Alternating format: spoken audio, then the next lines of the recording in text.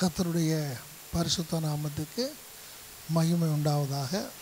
இந்த நாளில் நாம் வெளிப்படுத்தின விசேஷம் 12ஆம் அதிகாரத்தை தொடர்ந்து தியானித்து கொண்டிருக்கிறோம்.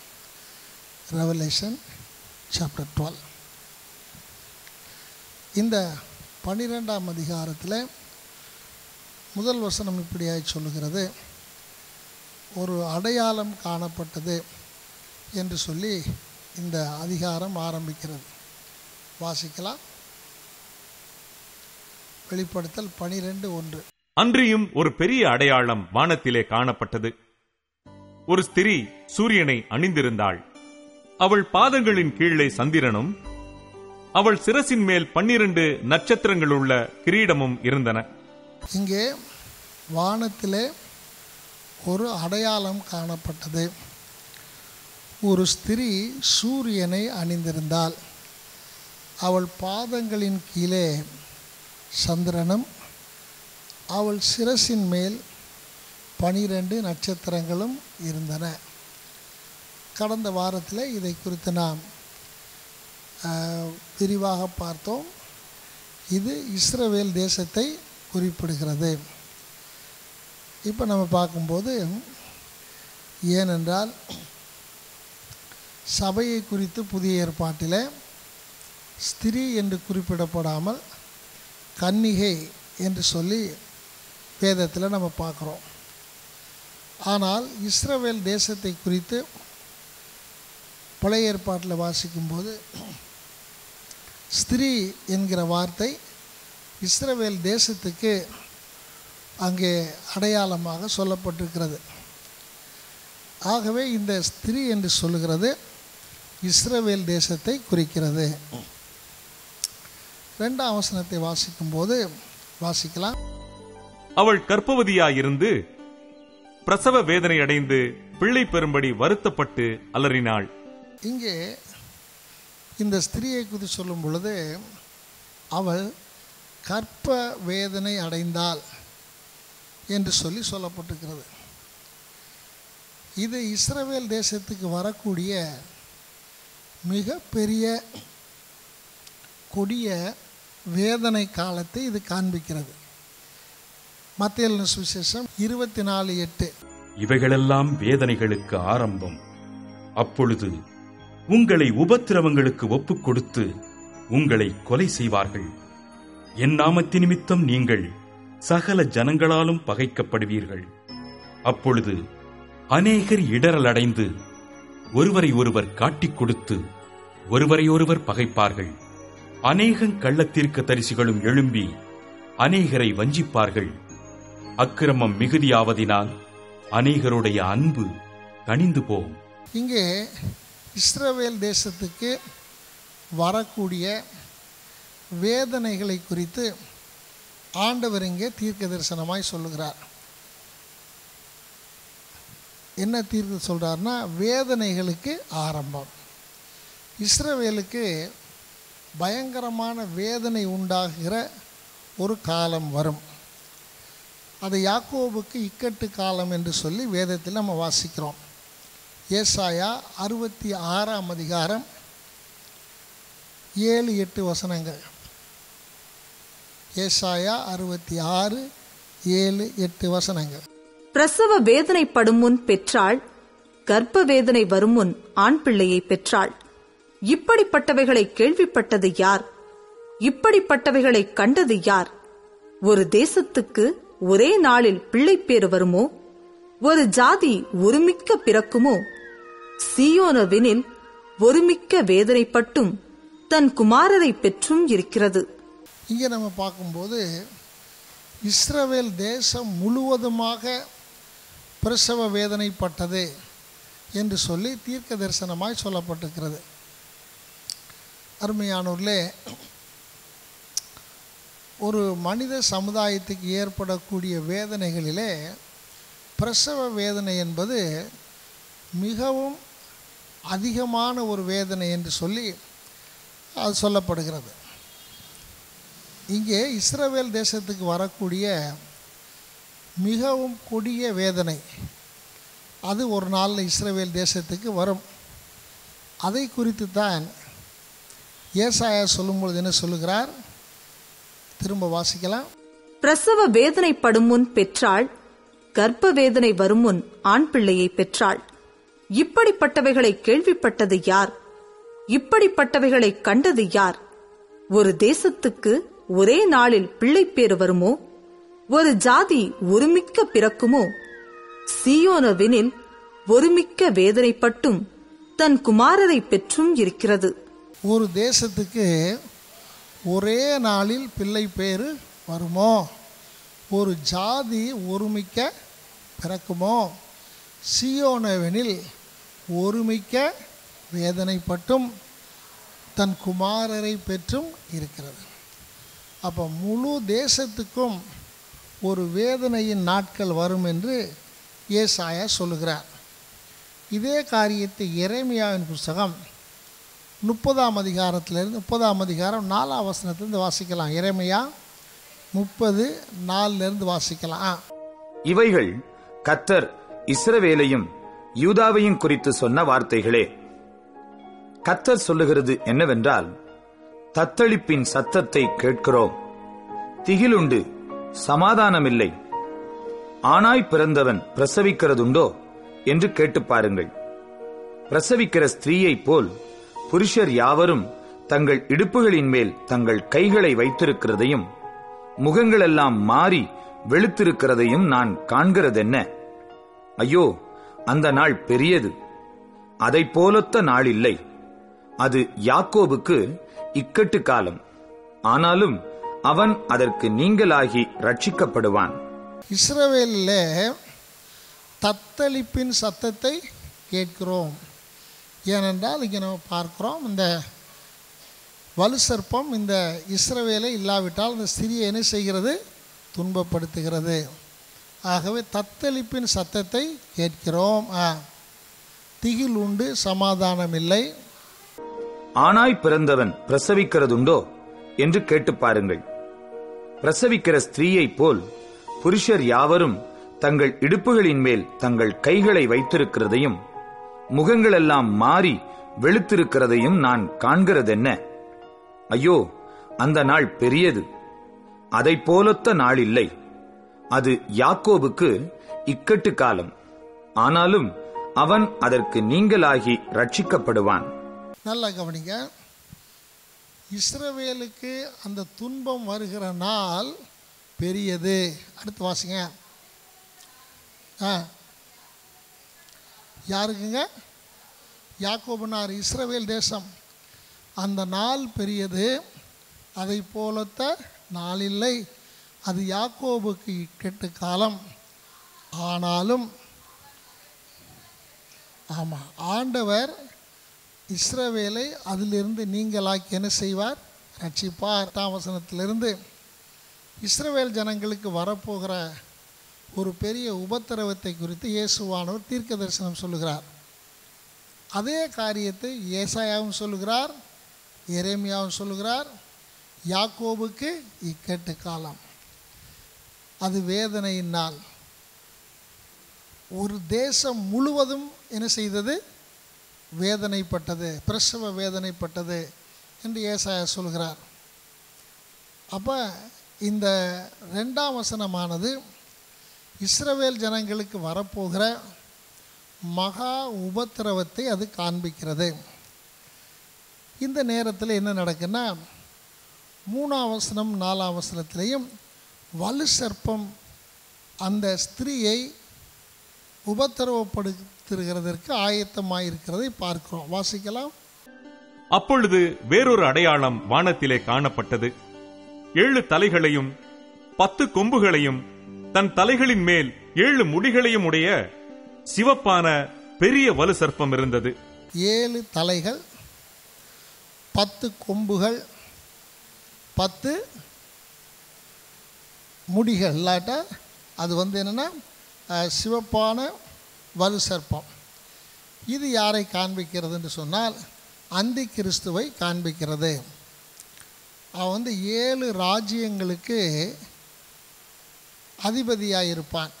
10 கொம்புகள், அதன் தலையின் மேல் 7 முடிகளை உடைய சிவப்பான வலு சர்ப்பம் இருந்தது. இது அந்தி கிறிஸ்துவுக்கு அடையாளம். எதுக்கு அடையாளங்க? அந்தி கிறிஸ்துவுக்கு அடையாளம். ஏன் வலு சர்ப்பம்னா, சாத்தான் தன்னுடைய முழு அதிகாரத்தையும் அவனுக்கு என்ன செய்திருக்கிறான்? கொடுத்திருக்கிறான். ஆகவே தான் சாத்தானுக்கு அடையாளமான வலு சர்ப்பத்தை இவனுக்கு அடையாளமாக ஆண்டவர் காட்டுகிறார். இந்த வலு சர்ப்பம் யாரு? அந்தி கிறிஸ்து. இந்த காரியத்தை பார்க்கும்போது 4ஆம் வசனத்தை வாசிக்கிறோம். அதன் வால் வானத்தின் நட்சத்திரங்களில் 1/3 பங்கை இழுத்து அவைகளை பூமியில் விழத் தள்ளிற்று. பிரசவ வேதனைப்படுகிற அந்த ஸ்திரீ பிள்ளை பெற்றவுடனே அவளுடைய பிள்ளையை பட்சித்து போடும்படிக்கு அந்த வலு சர்ப்பம் அவளுக்கு முன்பாக நின்றது. அவளுக்கு முன்பாக நின்றது. இப்ப இது வானத்து நட்சத்திரங்களில் 1/3 பங்கை இழுத்து அவைகளை பூமியிலே தள்ளிற்று என்று சொல்லுகிறது. வலு சர்ப்பம் இல்லாவிட்டால் லூசிஃபர் அவன் விழுந்த பொழுது 1/3 பங்கு தூதர்களை அவனோடு கூட என்ன செய்தான்? கீழே தள்ளினான். அப்போ இந்த வலு சர்ப்பம் தான் விழுந்தது மட்டுமல்ல, இது 1/3 பங்கு தூதர்களை என்ன செய்தது? கீழே தள்ளியது. அதுக்கு அடுத்தாப்புல அது என்ன செய்யுதுன்னா, பிரசவ வேதனைப்படுகிற அந்த ஸ்திரீ பிள்ளை பெற்ற உடனே அவருடைய பிள்ளையை பட்சிக்கும்படி அந்த வலு சர்ப்பம் அவளுக்கு முன்பாக நின்றது. இப்போ என்ன நடந்ததுன்னு சொன்னால், அதில் 5ஆம் வசனம், சகல ஜாதிகளையும் இருப்பு கோலால் ஆளுகை செய்யும் ஆண் பிள்ளையை அவள் பெற்றாள். அவளுடைய பிள்ளை தேவனிடத்திற்கும் அவருடைய சிங்காசனத்தினிடத்திற்கும் எடுத்துக் கொள்ளப்பட்டது. நல்லா கவனிங்க. இந்த இஸ்ரவேல் தேசத்திலிருந்து ஒரு கூட்டம் ஜனங்கள், நல்ல ஏற்கனவே நம்ம பார்த்துருக்குறோம், அந்த சமயத்தில் யார் இஸ்ரவேல் தேசத்தில் ஊழியம் செஞ்சுட்டு இருப்பாங்க? போன அதிகாரத்தில் பார்த்தோமே, 2 சாட்சிகள். அவர்கள் மூலமாக ஆண்டவரை ஏற்றுக்கொண்டவர்கள். ஏற்கனவே முத்திரையிடப்பட்ட 144,000 பேர். ஏற்கனவே இஸ்ரவேல் ஜனங்கள் எத்தனை பேர் முத்திரிக்கப்பட்டிருக்கிறாங்க? ஏற்கனவே பார்த்தோமா, 144,000 பேர். அவர்களை யாருமே தொட முடியாது.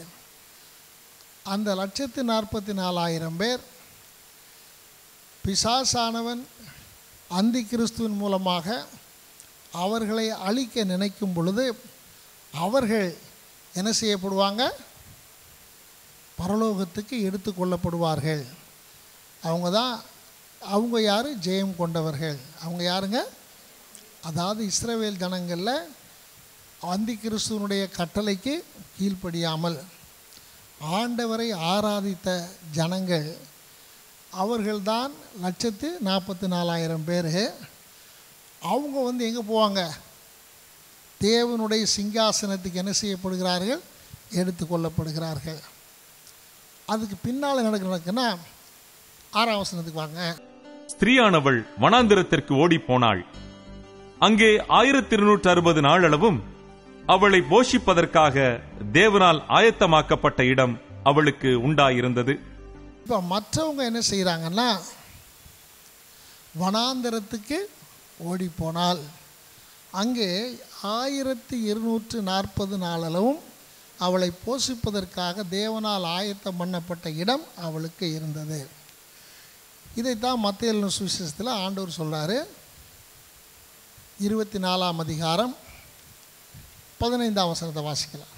மேலும் பாழாக்குகிற அருவருப்பை குறித்து தானியேல் தீர்க்கதரிசி சொல்லி இருக்கிறானே, வாசிக்கிறவன் சிந்திக்க கடவன். நீங்கள் அதை பரிசுத்த ஸ்தலத்தில் நிற்க காணும்போது யூதேயாவில் இருக்கிறவர்கள் மலைகளுக்கு ஓடிப்போக கடவர்கள். எங்க ஓடி போங்க? மலைகளுக்கு ஓடி போங்க. வீட்டின் மேல் இருக்கிறவன் தன் வீட்டிலே எதையாகிலும் எடுப்பதற்கு இறங்காதிருக்க கடவன். வீட்டில் இருக்கிறவங்க கீழே எதையும் எடுக்கணும்னு நினைக்காதீங்க. வயலில் இருக்கிறவன் தன் வஸ்திரங்களை எடுப்பதற்கு திரும்பாதிருக்க கடவன். அப்போ ஆண்டவர் சொல்றாரு, நீங்கள் என்ன பண்ணுங்க, அந்த அந்தி கிறிஸ்துவனுடைய நாட்களிலே நீங்கள் மலைகளுக்கு ஓடிப்போங்கள். அங்கே ஒரு இடம் அவர்களுக்கு என்ன செய்யப்பட்டிருந்தது, ஆயத்தப்படுத்தப்பட்டிருந்தது. இங்கே யோவான் சொல்லுகிறார், வனாந்தரத்துக்கு ஓடி போகிற வேளையில் அங்கே அவர்களுக்காக ஒரு இடம் என்ன செய்யப்பட்டிருக்கிறது, ஆயத்தப்படுத்தப்பட்டிருக்கிறது என்று சொல்லப்பட்டிருக்கிறது. அப்போ ஒரு கூட்டம் பேர் என்ன பண்ணிட்டாங்க, எடுத்துக்கொள்ளப்பட்டாங்க. மிச்சம் இருக்கிற பேர் எங்கே போயிட்டாங்க, இஸ்ரவேலில் மலைகளுக்கு வனாந்தரத்தில் ஓடி என்ன செய்தார்கள், தப்பித்து கொண்டார்கள். அந்த சமயத்தில் அடுத்து நடக்கிற காரியம் 7வது வசனத்தை வாசிங்கன்னா, இந்த சமயத்தில் இன்னொரு காரியம் நடக்குது. இது பூமியில். அடுத்து வானத்தில் என்ன நடக்குதுன்னா வாசிக்கலாம். வானத்திலே ஒரு யுத்தம் உண்டாயிற்று. வானத்திலே யுத்தம் உண்டாயிற்று. மிகாவேலும் அவனைச் சேர்ந்த தூதர்களும் வலு சர்ப்பத்தோட யுத்தம் பண்ணினார்கள். வலு சர்ப்பமும் அதைச் சேர்ந்த தூதரும் யுத்தம் பண்ணியும் ஜெயம் கொள்ளவில்லை. நல்ல கவனிங்க. இப்ப வானத்திலே ஒரு யுத்தம் உண்டாயிற்று. மிகாவேலும் அவனை சேர்ந்த தூதர்களும் வலு சர்ப்பத்தோட யுத்தம் பண்ணி, வலு சர்ப்பமும் அதை சேர்ந்த தூதர்களும் யுத்தம் பண்ணியும் ஜெயம் கொள்ளவில்லை. இப்போ வேதம் சொல்லுது, எபேசியர் 6ஆம் அதிகாரம் 11-12 வசனங்களிலே வாசிக்கலாம். நீங்கள் பிசாசின் தந்திரங்களோடு எதிர்த்து நிற்க திராணியுள்ளவர்களாகும்படி தேவனுடைய சர்வாயுத வர்க்கத்தையும் தரித்துக் கொள்ளுங்கள். ஏனெனில் மாம்சத்தோடும் இரத்தத்தோடும் அல்ல, துரைத்தனங்களோடும் அதிகாரங்களோடும் இப்பிரபஞ்சத்தின் அந்தகார லோகாதிபதிகளோடும் வான மண்டலங்களிலுள்ள பொல்லாத ஆவிகளின் சேனைகளோடும் நமக்கு போராட்டம் உண்டு. அப்ப பொல்லாத ஆவிகளின் சேனை எங்க இருக்குது, வான மண்டலத்தில். நம்ம வேதத்தில் வாசிக்கும்போது பவுல் சொல்றார், நான் 3ஆம் வானம் வரைக்கும் என்ன செய்யப்பட்டேன், எடுத்துக்கொள்ளப்பட்டேன். இதை குறித்து வேத பதில் சொல்றது, இப்போ நம்ம காணக்கூடிய சூரிய சந்திர நட்சத்திரங்கள் உள்ள இந்த மண்டலத்தை 1ஆம் வானம் என்று சொல்லுகிறார்கள். என்னதுங்க, 1ஆம் வானம். அதற்கு மேலே இருக்கிறத மத்திய ஆகாயம் என்று இந்த வசனத்தில் பார்க்கிறோம். அதுக்கு மேலே இருக்கிறது 3ஆம் வானம். பவுல் ஒரு இடத்துல சொல்றாரு, நான் ஒரு மனிதனை அறிவேன், அவன் 3ஆம் வானம் வரைக்கும் எடுத்து கொள்ளப்பட்டு அங்கே தேவ தூதர்கள் பேசுகிற பாஷையை அவன் என்ன செய்தான், கேட்டான் என்று சொல்லப்பட்டிருக்கிறது. ஆகவே 3ஆம் வானத்தில் தேவ தூதர்கள், தேவனுடைய சிங்காசனம் இவைகளெல்லாம் இருக்கிறது என்று வேத பண்டிதர்கள் சொல்லுகிறார்கள். ஒரு சிலர் 7 வானங்கள் இருக்குன்னு சொல்கிறாங்க. எனக்கு தெரிந்து 7 வானங்கள் என்பதற்கு வேதத்தில் என்ன இல்லை, நேரடியான ஆதாரம் இல்லை. ஆனால் 3ஆம் வானம் என்று பவுல் என்ன செய்கிறார், சொல்லுகிறார். இப்போ 3ஆம் வானத்தில் தேவனுடைய சிங்காசனம் இருக்கிறது, தேவ தூதர்கள் இருக்கிறார்கள். பிசாசானவன் பெருமை கொண்ட பொழுது அந்த இடத்திலிருந்து கீழே தள்ளப்பட்டான். கீழே தள்ளப்பட்டவன் எங்கே இருக்கிறான், மத்திய ஆகாயத்தில். எங்கங்க, 3ஆம் வானத்து கீழே தள்ளப்பட்ட உடனே நமக்கு மேலே இருக்கிற வான மண்டலத்தில் அவன் இருக்கிறான். இப்போ மிகாவேல் யுத்தம் பண்ணின பொழுது அங்கே இருந்து பூமியிலே தள்ளப்படுகிறான். விளங்குது அவங்களுக்கு? இப்போ எங்கே இருக்கிறாங்க, வானமண்டலங்களில் இங்கே இருக்குது, மத்திய ஆயத்தில் இருக்குது. ஆனால் மிகாவேலோட யுத்தம் நடக்கும்போது அது எங்கே தள்ளப்படும், பூமியிலே தள்ளப்படுகிறது என்று நாம் பார்க்கிறோம். வாசிக்கலாம். இப்போ வாசிங்க. வானத்திலே யுத்தம் உண்டாயிற்று. மிகாவேலும் அவனைச் சேர்ந்த தூதர்களும் வலு சர்ப்பத்தோட யுத்தம் பண்ணினார்கள். வலு சர்ப்பமும் அதைச் சேர்ந்த தூதரும் யுத்தம் பண்ணியும் ஜெயம் கொள்ளவில்லை. வானத்தில் அவர்கள் இருந்த இடமும் காணப்படாமற் போயிற்று. அப்ப அவன் இப்ப இருக்கிற இடங்க,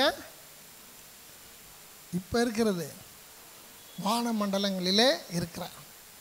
இப்போ வானமண்டலங்கள் இருக்கக்கூடிய அவர்கள் மிகாவேலினாலே எங்கே தள்ளப்படுறாங்க? பூமியிலே தள்ளப்படுகிறார்கள். வானமண்டலத்தில் உள்ள பொல்லாத ஆவிகள் சேனைகள் என்ன செய்யப்படுகிறது? பூமியிலே தள்ளப்படுகிறது. இது வரைக்கும் புரிஞ்சுச்சா? புரிஞ்சுங்களா? முதலாவது இஸ்ரவேல் ஜனங்களை குறித்து பார்த்தோம். அந்த இஸ்ரவேல் ஜனங்களை அழிப்பதற்காக வலு சர்ப்பம் அந்தி கிறிஸ்து பிரயாசப்பட்ட பொழுது ஒரு கூட்டம் ஜெயம் பெற்றவர்கள் என்ன செய்யப்படுறாங்க? பரலோகத்துக்கு எடுத்துக்கொள்ளப்படுகிறார்கள். அவங்க இருப்பு கோலால் ஆளுகை செய்யும் ஆண் பிள்ளை என்று சொல்லப்பட்டிருக்கிறது. அப்போ அதுக்கு பின்னால் அந்த ஸ்திரீயை உபத்திரவப்படுத்தும்படி வலு சர்ப்பம் என்ன செய்கிறது? முயற்சி பண்ணும்போது இவங்க என்ன பண்ணிடுறாங்க? வனாந்தரத்துக்கு ஓடி போகிறாங்க. அது தேவனால் ஆயத்தம் பண்ணப்பட்ட இடம். இப்போ என்ன நடக்குதுன்னா, இது நடந்து முடிந்த உடனே வானத்திலே பெரிய யுத்தம் உண்டாகிறது. அது யாருக்குன்னா, மிகாவேலுக்கும் யாருக்கும்? பிசாசு என்று சொல்லப்படுகிற வலு சர்ப்பமும் அதையோடு கூட சேர்ந்த தூதர்களும். இவங்களை குறித்து நம்ம பார்க்கும்போது, ஆதியிலே தேவன் இந்த பூமியில் மனுஷர்களை உண்டாக்குறதுக்கு முன்பதாக தேவ தூதர்களை படைத்தார். வேதம் சொல்லுகிறது, இந்த பூமியை ஆண்டவர் உண்டாக்கின பொழுது இந்த பூமியினுடைய அழகான நிலைமையை பார்த்து விடியற்காலத்து நட்சத்திரங்கள் தேவ தூதர்கள் எல்லாரும் சந்தோஷப்பட்டாங்களாம். என்ன பண்ணாங்களாங்க? இந்த பூமி அவ்வளோ அழகாக இருக்குன்னு சொல்லிட்டு. அந்த சமயத்தில் 3 முக்கியமான தலைமை தூதர்கள் இருந்தார்கள். ஒருவன் கேப்ரியேல், இன்னொருவன் மிகாவேல், இன்னொரு லூசிஃபர். இந்த 3 பேருமே இருந்தார்கள். இந்த 3 பேரில் மிகாவேல் யார் என்று சொன்னால், அவன் தேவனுடைய யுத்தங்களை நடத்துகிறவன். யாருங்க? மிகாவேல். அடுத்து கேப்ரியேல் என்று சொல்லக்கூடிய தேவ தூதனுக்கு, பிரதான தூதனுக்கு வேதத்தில் நாம் பார்க்கும் பொழுது அவன் தேவனிடத்திலிருந்து பூமிக்கு செய்திகளை கொண்டு வருகிறான். என்னத்தங்க? செய்திகளை கொண்டு வருகிறான். இன்னொரு தூதனுக்கு பெயர் லூசிஃபர். நீங்கள் வேதத்தில் ஏசாயா 14, எசேக்கியேல் 28, ஏசாயா 14, எசேக்கியேல் 28, இந்த 2லையும் இந்த சாத்தானை குறித்து தீர்க்க தரிசனமாய் சொல்லப்பட்டிருக்கிறது. அவன் விசித்திரமாய் உருவாக்கப்பட்ட முத்திரை மோதிரம். எப்படிங்க? ஆமாம். அவன் ரத்தினங்களாலும் பலவிதமான ஒளி வீசுகிற கற்களாலும் ஆண்டவர் அவனை என்ன பண்ணியிருந்தார்? மூடியிருந்தார். என்ன பண்ணியிருந்தாருங்க? மூடியிருந்தார். அவனுடைய சரீரம் முழுவதும் மேல வாத்தியங்களும் இசைக்கருவிகளும் அவனுடைய சரீரத்தில் என்ன செய்யப்பட்டிருந்தது? இணைக்கப்பட்டது. எசேக்கியேல் வரலாம். எசேக்கியேல் 28. நல்லா நானே வாசிக்கிறேன். தீருவின் அதிபதியை நோக்கி. வேதத்தில் அநேக சமயத்தில் தீர்க்க தரிசனங்கள் நேரடியாக ஒருவரை குறிக்கும், அதற்கு பின்னாலேயே இன்னொருவரை என்ன செய்யும்? குறிக்கும். இங்கே இந்த தீர்வின் அதிபதி என்பது வார்த்தையின்படியான தீர்வின் அதிபதியும் கொடுக்கும். இது சாத்தானையும் குறிப்பிடுகிறது. தீர்வின் அதிபதியை நோக்கி கர்த்தராகிய ஆண்டவர் உரைக்கிறது என்னவென்றால், உன் இருதயம் மேட்டிமை உண்டு, நான் தேவன், நான் சமுத்திரத்தின் நடுவிலே தேவாசனத்தில் வீற்றிருக்கிறேன் என்று சொல்லி உன் இருதயத்தை தேவனைப் போல ஆக்கினாலும் நீ மனுஷனை அல்லாமல் தேவன் அல்ல. இதோ தானியேலை பார்க்கிலும் நீ ஞானவான், இரகசியமானதென்றும் உனக்கு மறைபொருள் அல்ல. உன் ஞானத்தினாலும் உன் புத்தியினாலும் பொருள் சம்பாதித்து வெள்ளியையும் பொன்னையும் உன் பொக்கிஷங்களில் சேர்த்து கொண்டாய். உன் வியாபாரத்தினால் உன் மகா ஞானத்தினாலும் உன் பொருளை பெருக பண்ணினார். உன் இருதயம் செல்வத்தினால் மேட்டிமை ஆயிற்று என்று சொல்லிட்டு 11ஆம் வசனத்தில் வரார். நீ தீரு ராஜாவை குறித்து புலம்பி அவனை நோக்கி, ஆண்டவர் உரைக்கிறது என்னவென்றால், நீ விசித்திரமாய் செய்யப்பட்ட முத்திரை மோதிரம், நீ ஞானத்தால் நிறைந்தவன் பூரண. அதனால தான் பாருங்கள், இன்றைக்கி உலகம் பிசாசினுடைய ஞானத்தினாலும் இன்னைக்கு உலகமே எதுக்கு பின்னால் தான் போகுது? நீ பூரண. ஆமாம், பிசாசு இந்த உலக பிரகாரமான அழகை வைத்துத்தான் ஜனங்களை இழுத்து கொண்டு போகிறான். ஆனால் நம்முடைய ஆண்டவர், அவனுக்கு எதிராய் வந்தவர், அவருக்கு அழகும் இல்லை. ஆமாம், ஆனால் இவன் எப்படிப்பட்டவனாக இருந்தான்? பூரண அழகுள்ளவனாக இருந்தான். இன்றைக்கி அந்த அழகு, அடுத்தாப்பில் ஆடம்பரம், இதை வைத்துத்தான் பிசாசு உலகத்தை பின்னால் நினைச்சிட்டு போகிறான், இழுத்துட்டு போகிறான். நீ தேவனுடைய தோட்டமாகிய ஏதேனில் இருந்தவன். இவன் எங்கே இருந்தான்? ஏதேனில். அதாவது ஆதாம் ஏவாள் உண்டாக்கப்படும் பொழுது அவர்களுக்காக ஒரு ஏதேன் தோட்டத்தை ஆண்டவர் உருவாக்கினார். ஆனால் அதுக்கு முன்னால், பூமி அழிகிறதுக்கு முன்னால் ஒரு ஏதேன் தோட்டம். அந்த ஏதேன் தோட்டத்தில் யார் இருந்தது? சாத்தான். இல்லாவிட்டால் லூசிஃபர் அங்கே இருந்தான். பத்மராகம், புஷ்பராகம், வைரம், படிகப்பச்சை, கோமேதகம், எஸ்பி, இந்திரநீலம், மரகதம், மாணிக்கம், சகலவித ரத்தினங்களும் பொன்னும் உன்னை மூடிக்கொண்டிருந்தது. அப்போ உடம்பு பூரா எப்படி இருந்தது சொல்லுங்க? இத்தனை விதமான ரத்தின கற்கள் அவன் சரீரத்திலே பதிக்கப்பட்டிருந்தது, பொன்னும் மூடப்பட்டிருந்தது. அடுத்தாப்புல மேல வாத்தியங்கள், அதாவது ரிதம் இன்ஸ்ட்ருமெண்ட், நாகசுரங்கள், அப்படின்னா விண்ட் இன்ஸ்ட்ருமெண்ட். அப்போ இதெல்லாம் எங்கே இருந்தது? உன்னிடத்தில் ஆயத்தம். உடம்பு முழுவதுமாக என்னதான்? இசை. அவன் அப்படியே இசைத்து கொண்டே இருந்தான். அவன் என்ன செய்யுதுன்னா, ஆண்டவருக்கு பக்கத்தில் இருந்து ஆண்டவர் என்ன செய்யணும்? ஆராதிக்கணும்.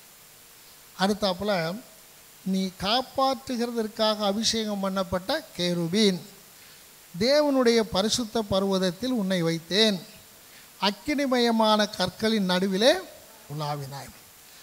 சிருஷ்டிக்கப்பட்ட நாள் துவங்கி உன்னில் அநியாயம் கண்டுபிடிக்கிறது மட்டும் உன் வழிகளில் குறைவற்றவனாயிருந்தாய். அப்போ ரொம்ப காலம் இவனுக்குள்ள என்ன கிடையாது? ஒரு குறையுமே இல்லை. ஆனால் உன் வியாபாரத்தின் மிகுதினால் உன் கொடுமை அதிகரித்தது, நீ பாவம் செய்தாய். ஆகையால் நான் மனுபுத்திரனே, உன்னை தேவனுடைய பர்வதத்திலிருந்து ஆகாதனுடைய தள்ளி காப்பாற்றுகிற கேருபாய் இருந்த உன்னை அக்கினிமயமான கற்கள் நடுவிலே இராதபடிக்கு அழித்து போட்டேன். உன் அழகினால் உன் இருதயம் மேட்டிமையாயிற்று, உன் மினுக்கினால் உன் ஞானத்தை கெடுத்தாய். உன்னை தலையிலே தள்ளி போடுவேன், ராஜாக்கள் உன்னை பார்க்கும்படி உன்னை அவர்களுக்கு உண்பதாக வேடிக்கையாக்குவேன் என்று இங்கே சாத்தானை குறித்து ஆண்டவர் என்ன செய்து பார்க்கிறோம்? தீர்க்க தரிசனம் சொல்லுகிறதாக நாம் பார்க்கிறோம். அப்போ அங்கே இருந்த தேவதூதனை ஆண்டவருக்கு அருகே அக்கினிமயமான கற்கள் நடுவில் உலாவினர். ஆண்டவர் என்ன பண்ணிட்டார்? கீழே தள்ளிட்டார். அப்போ இவன் முதல்ல எங்கே இருக்கிறான்? இப்போ அவனும் அவனோடு கூட இருந்த 1/3 தூதர்கள் என்ன செய்யப்பட்டாங்க? தள்ளப்பட்டாங்க.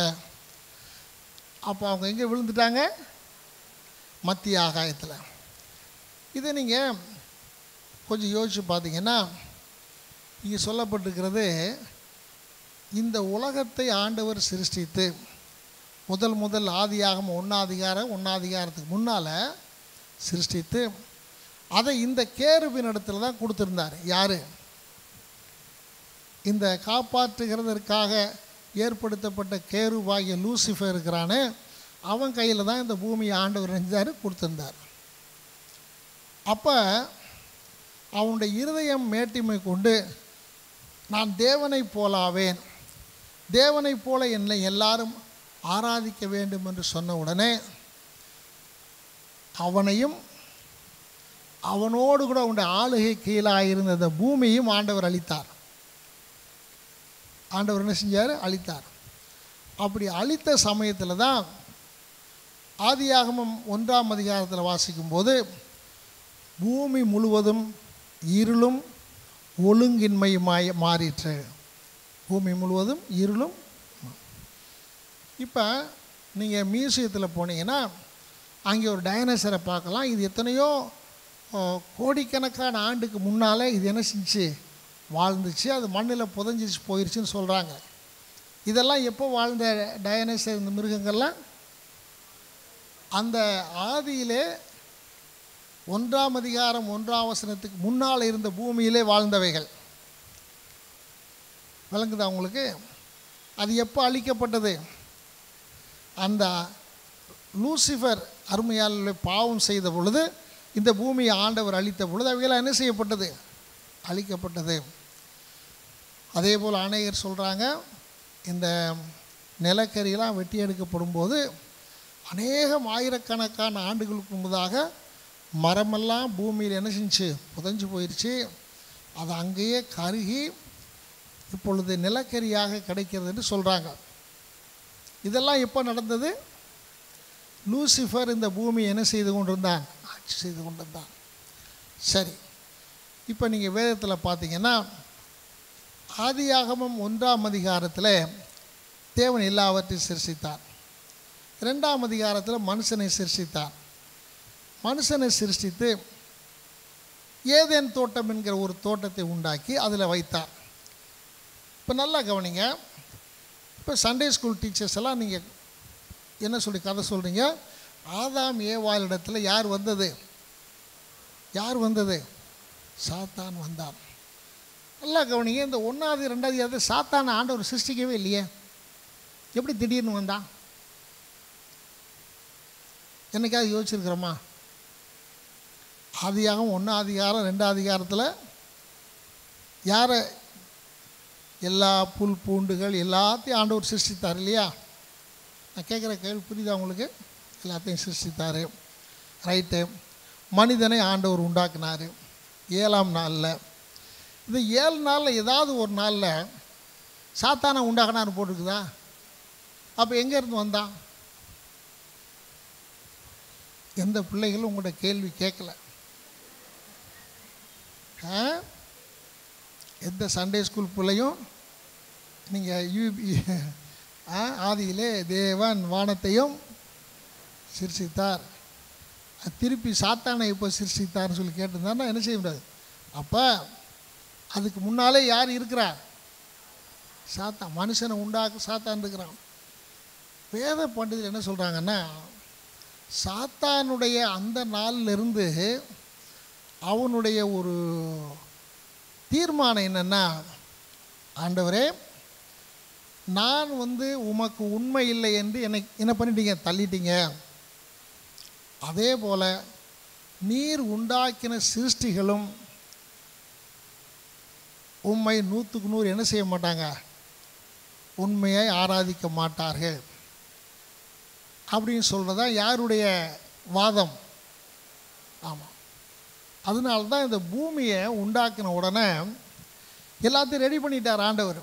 பழையபடி என்ன பண்ணுறாரு? முதல்ல இருந்த மாதிரி சூரியன், சந்திரன் இதெல்லாம் பார்த்திங்கன்னா வெளிச்சம் உண்டாக கடவுதுன்னு சொன்னார். ஆனால் எங்கேருந்து வந்தது தெரியுமா உங்களுக்கு? ஏன்னா அதுக்கு பின்னால் தான் என்ன வந்துச்சு? சூரியன், சந்திரன், நட்சத்திரங்களாம் என்ன செஞ்சார்? உண்டாக்குனார். அப்போ ஏற்கனவே சூரியன், சந்திரன், நட்சத்திரம் என்ன செய்யுது? இருந்துச்சு. அவைகள் எல்லாம் பிரகாசிக்காதபடிக்கு இந்த பூமியை இருள் என்ன பண்ணியிருந்தது? மூடி இருந்தது. அப்போ நீங்கள் பார்க்கும்போது அப்போ பிசாசனுடைய வாதம் என்னென்னா, இது எல்லாத்தையும் உண்டாக்கும்போது அவன் யோசிக்கிறான், இப்போ பூமியை யார் கையில் கொடுப்பார் ஆண்டவர்? அப்போ யார் கையில் கொடுத்தாரு? ஆதாம் ஏவாள் கையில். இப்போ அவன் என்ன சொல்கிறான்னா, என்னைய மட்டும் நான் உண்மையாக இல்லைன்னு சொல்லி நீங்கள் தள்ளிட்டீங்களே, இவங்களும் உமக்கு உண்மை இல்லாதவர்கள், நான் என்ன பண்ணுறேன்? நிரூபிக்கிறேன்னு சொல்லிட்டு தான் யார்கிட்ட வந்தான்? ஏவாள்கிட்ட. ஏவாள்கிட்ட கடைசியில் என்ன பண்ணிட்டான்? ஆண்டவருடைய வார்த்தைக்கு கீழ்ப்படியாதபடி என்ன செஞ்சிட்டான்? ஆக்கிட்டான். இப்போ பழையபடியும் இந்த பூமியினுடைய அதிகாரம் யார் கையில் போயிடுச்சு? யார் கையில் போயிடுச்சு? ஆமாம், அதான் இயேசுநாதர் வந்து சொல்கிறான், நீ என்னை வணங்குனீங்கன்னா இந்த பூமியெல்லாம் உங்களை திருப்பி என்ன செஞ்சிடறேன், தந்துடுறேன்னு. அப்போ ஆண்டவர் வந்து ஒன்றுமே சொல்ல முடியல. ஏன்னு கேட்டால் ஆதாமும் ஏவாள் அவன்கிட்ட என்ன பண்ணிட்டாங்க, தோற்று போயிட்டாங்க. ஆண்டவர் சொன்னதை கேட்கல, யார் சொன்னதை கேட்டாங்க? ஆமாம். அப்போ இங்கே சொல்லியிருக்கிற பிரகாரம் ஆதியிலே அவன் தள்ளப்பட்டவன், மத்திய ஆகாயத்தில் அவன் தள்ளப்பட்டான்.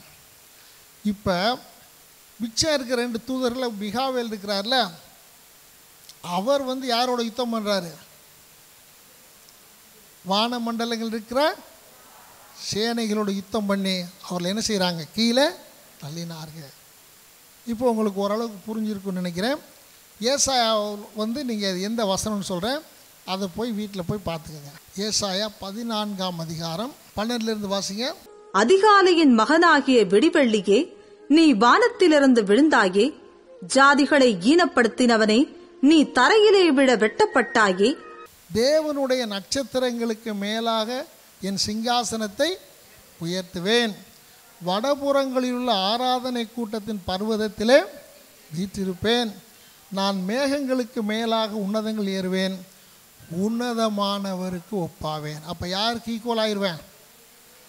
தேவனுக்கு சமமாவேன் என்று சொன்னாயே, ஆனாலும் நீ அகாதமான பாதாளத்திலே தள்ளுண்டு போனாய். அப்போ நான் தேவனுக்கு சமமாவேன் என்ற அவன் பெருமை கொண்டபடினால் அவன் என்ன செய்யப்பட்டான், தள்ளப்பட்டான். அப்போ மேலேருந்து தள்ளப்பட்டவன் எங்கே வந்துட்டாங்க, மத்திய ஆகாயம். இப்போ மத்திய ஆகாயத்தில் இப்போ எங்கே போயிட்டாங்க, பூமியிலே தள்ளப்பட்டார்கள். முதல்ல அவன் எங்கே இருந்தான், தேவனுடைய சிங்காசனத்துக்கு அருகில் இருந்தான். அங்கேருந்து ஆண்டவர் தள்ளணுன்னு எங்கே வந்துட்டாங்க, ஆமாம் மத்திய ஆகாயத்தில். அதான் பவுல் சொல்கிறாரு, வானமண்டலங்கள் இருக்கிற பொல்லாத ஆவிகள் சேனை. இப்போ அங்கேருந்து என்ன செய்யப்பட்டாங்க, கீழே தள்ளப்பட்டாங்க. தள்ளப்பட்ட உடனே பூமியிலே ஒரு விழுந்தார்கள். 9ஆம் வசனம் வாசிங்க. உலகம் அனைத்தையும் மோசம் போக்குகிற பிசாசு என்றும் சாத்தான் என்றும் சொல்லப்பட்ட பழைய பாம்பாகிய பெரிய வலு சர்ப்பம் தள்ளப்பட்டது. அது பூமியிலே விழத் தள்ளப்பட்டது. அதனோடே கூட அதைச் சேர்ந்த தூதரும் தள்ளப்பட்டார்கள். அதை சேர்ந்த தூதர்களும்.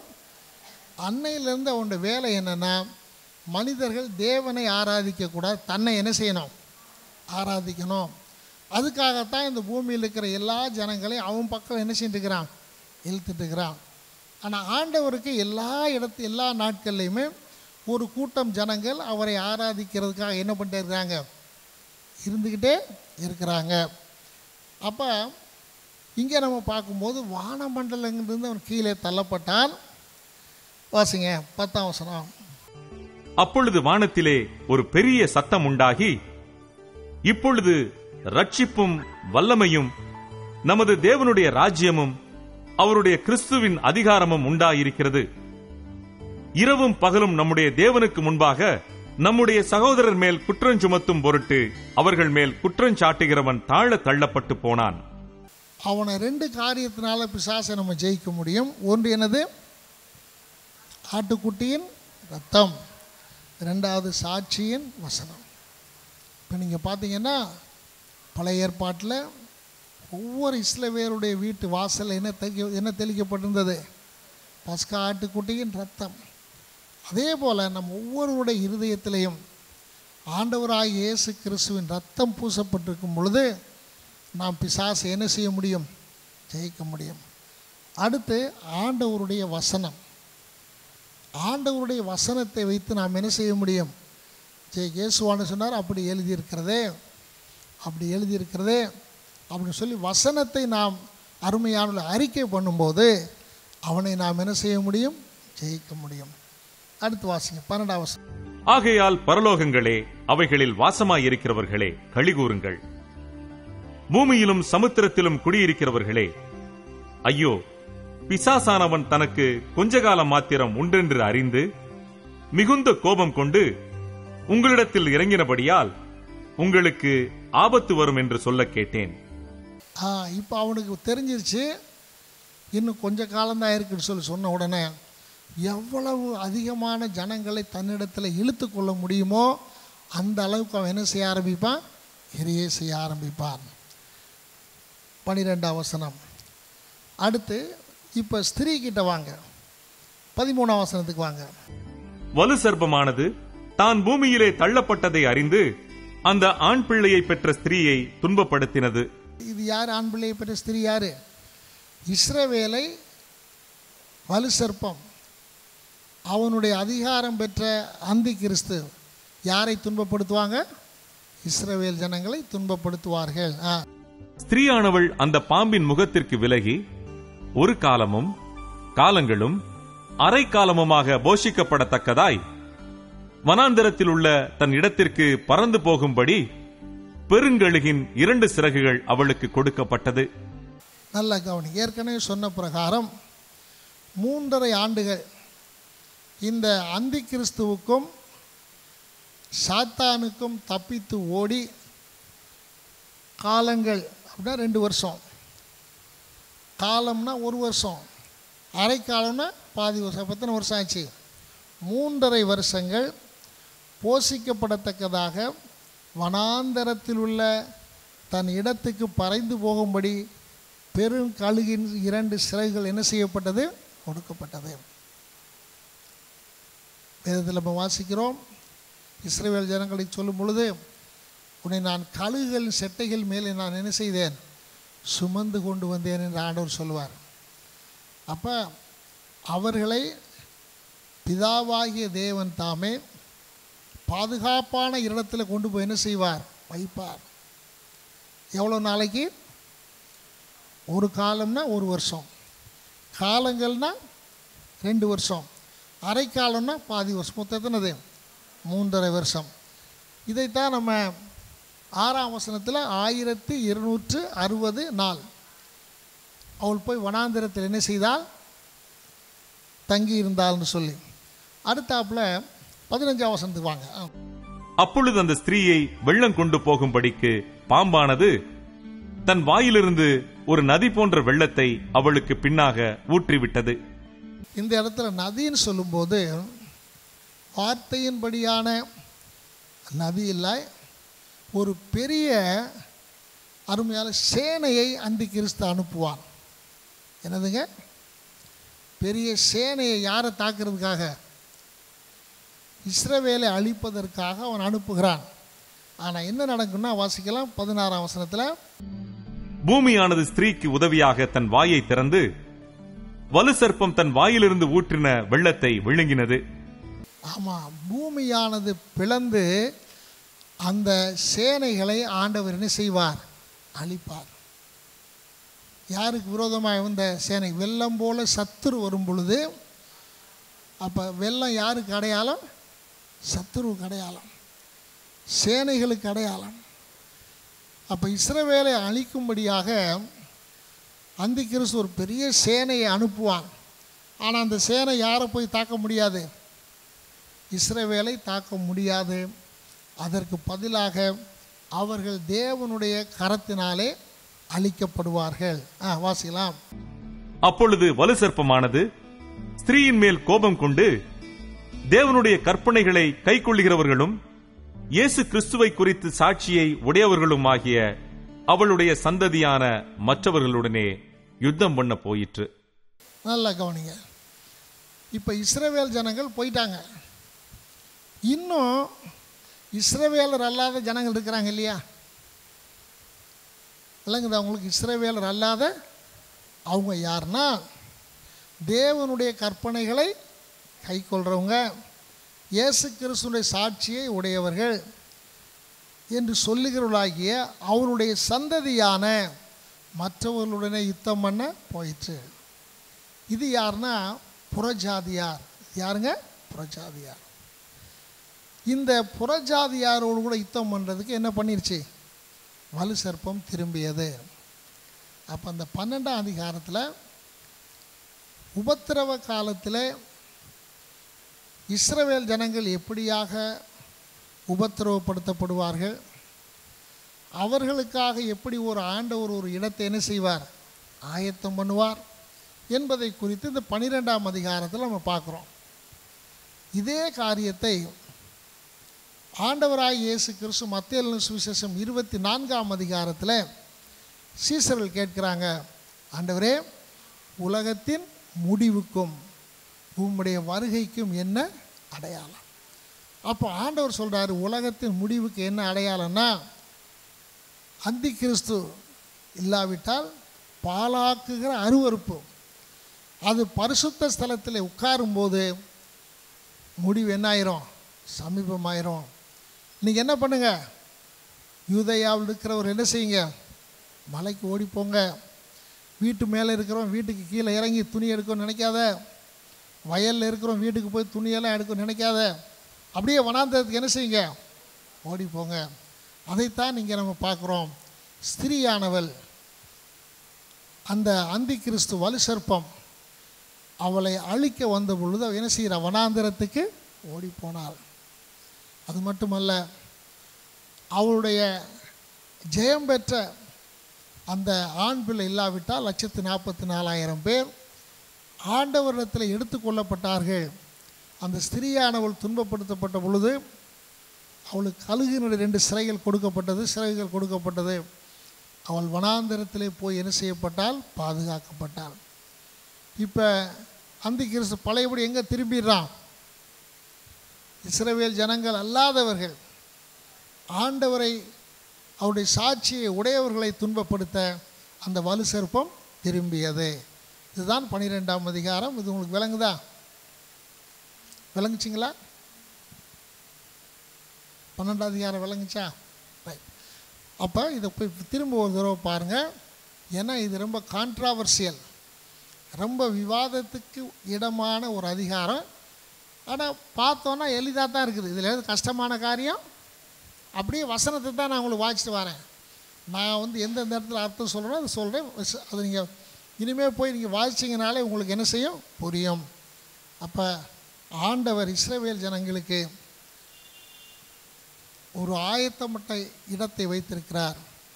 அந்த இடத்துல இஸ்ரவேல் ஜனங்களை கொண்டு போய் என்ன செய்வார்? சேர்ப்பார். அருமையானவர்கள், ஆனால் நம்ம இந்த பூமியில் இருக்க போகிறது இல்லை. ஆனால் ஒரு பெரிய வேதனை என்னென்னா, ஒரு சிலர் நாங்கள் தான் ஜெயம் பெற்ற ஆண் பிள்ளைன்றாங்க. யார்? எத்தனை அதிகாரத்துக்கு பின்னால்? அப்போ இத்தனை அதிகாரமும் அவங்க என்ன பண்ண போகிறாங்க? இந்த பூமியில் நம்மெல்லாம் இருக்கக்கூடாதுப்பா, அவங்க வேணா இருக்கட்டும் இல்லையா? முத்திரை அதுவே படாத பாடு. அடுத்து எக்காலம், அதையும் தாண்டி இவங்க என்ன பண்ண போகிறாங்களாம்? பூமியில் 144,000 பேராக இருக்க போகிறாங்களாம்.